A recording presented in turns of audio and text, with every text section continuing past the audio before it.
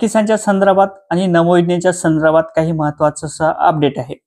मित्रांनो, पीएम किसानचे 2000 रुपये, त्याचबरोबर नमो योजनेचे 2000 रुपये, अशा प्रकारे 4000 रुपये आपल्या खात्यावर कधी जमा केले जाणार आहेत, असे बरेच काही प्रश्न आता सध्या ट्विटच्या माध्यमातून आपल्याला दिसत आहे।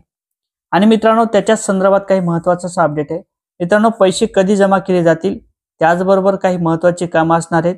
हे कामं केल्यानंतर आपल्या खात्यावर पैशाचं वितरण कधी जमा केले जाईल, या संदर्भात आपण थोडक्यात माहिती घेण्याचा प्रयत्न करणार आहोत।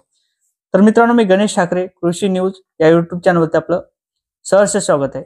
मित्रांनो, चॅनलवर नवीन असाल तर कळकळीची विनंती आहे, चॅनलला एक वेळ सबस्क्राइब करा, जेणेकरून आपल्याला नवीन अपडेट हे मिळत राहतील।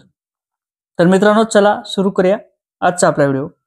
शेतकरी मित्रांनो, पीएम किसान योजनेअंतर्गत आपल्याला आतापर्यंत 18 हप्ते देण्यात आलेले, म्हणजे 2000 रुपये प्रमाणे आपल्याला ते पैसे जमा करण्यात आले होते।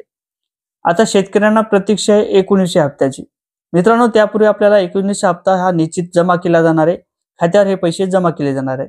त्याचबरोबर नमो योजनेचे सुद्धा 2000 रुपये शेतकऱ्यांच्या खात्यावर हे जमा केले जाणार आहेत। परंतु त्यापूर्वी आपल्याला आपल्या बँकेची केवायसी करणं बंधनकारक असणार आहे। आपला जर आधार सोबत आपला मोबाईल नंबर लिंक नसेल तर ते सुद्धा करून घ्या, कारण तर शासनाच्या ज्या काही योजना आहेत त्या आधार बेसवर आहेत। आधार जर आपला लिंक नसेल तर तो कोणत्याच प्रकारची सबसिडी किंवा पैसे जमा हे केले जाणार नाहीत।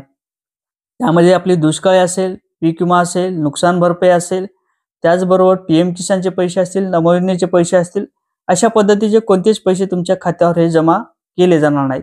आता बऱ्याच शेतकऱ्यांचे काही प्रॉब्लेम आलेले आहेत।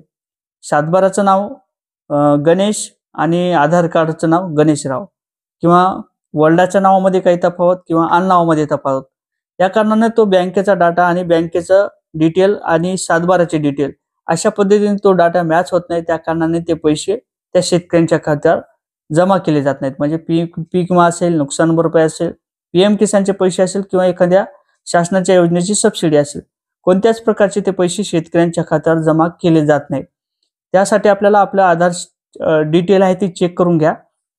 त्यानंतर दुसरा महत्त्वाचा मुद्दा म्हणजे आपल्या पीएम किसानच्या स्टेटसवरती आपली आधार शेडिंग आहे का ते सुद्धा चेक करा। त्याचबरोबर आपलं लँड रेकॉर्ड चेक करा, म्हणजेच आपल्या आधार कार्डला बँकेची डिटेल जी दिलेली आहे किंवा सातबाराचं जे नाव आहे ते पुरेपूर व्यवस्थित आहे का नाही ते सुद्धा चेक करा।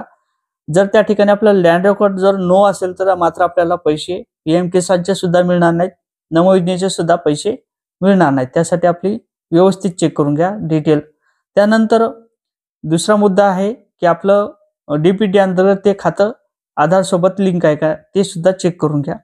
त्यानंतर आपल्या जर नवीन रजिस्ट्रेशन केलेलं असेल 2019च्या नंतर, तर अशा शेतकऱ्यांना मात्र पैसे मिळणार नाहीत, कारण तर पीएम किसानचे जे नियम आहेत त्या पीएम किसानच्या नियमानुसार 2019च्या नंतर जर जमीन ट्रान्सफर केलेली असेल किंवा नवीन खरेदी केलेली असेल, अशा शेतकऱ्यांना हे पैसे दिले जाणार नाहीत। त्याचबरोबर मित्रांनो, एखाद्या घरातील व्यक्ती मयत असेल किंवा वडिलांच्या नावाची जमीन पत्नीच्या नावावर ट्रान्सफर केलेली असेल किंवा पत्नीच्या वडिलांच्या नावाची जमीन मुलाच्या नावावर ट्रान्सफर केलेली असेल, अशा शेतकऱ्यांना मात्र पैसे मिळणार आहेत। कारण तर ती पॉलिसी जी आहे वडिलांच्या नावाची ती कोणाच्या तरी पत्नीच्या नावाने किंवा मुलाच्या नावाने ती ट्रान्सफर केली जाते, त्या कारणाने त्या शेतकऱ्यांना ते पैसे मिळू शकतात।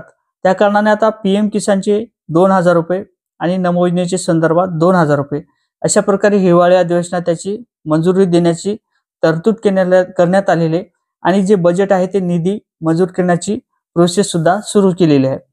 आता कृषी विभागाच्या माध्यमातून तो डाटा परत एकदा तहसील या ठिकाणी दिला जाईल, आणि जो डाटा आहे तो परत नवीन डाटा असेल, नवीन शेतकऱ्यांचा जो डाटा आहे तो परत कृषी मंत्र्याकडे दिला जाईल। आणि त्यानंतर जे शेतकरी आहेत ते परत शेतकरी काही नवीन वाढलेले, जे पहिले सुरुवातीचे काही शेतकरी होते त्यामध्ये परत नवीन शेतकरी समावेश करण्यात आलेले, त्या कारणाने परत तो डाटा कॅप्च केला जाईल। आणि त्यानंतर शेतकऱ्यांच्या खात्यावर जे तरतूद झाल्यानंतर ते शेतकऱ्यांच्या खात्यावर पीएम किसानचे 2000 रुपये आणि नमो योजनेचे 2000 रुपये अशा प्रकारे आपल्याला डीपीटी अंतर्गत ते पैसे खात्यावर जमा केले जातील।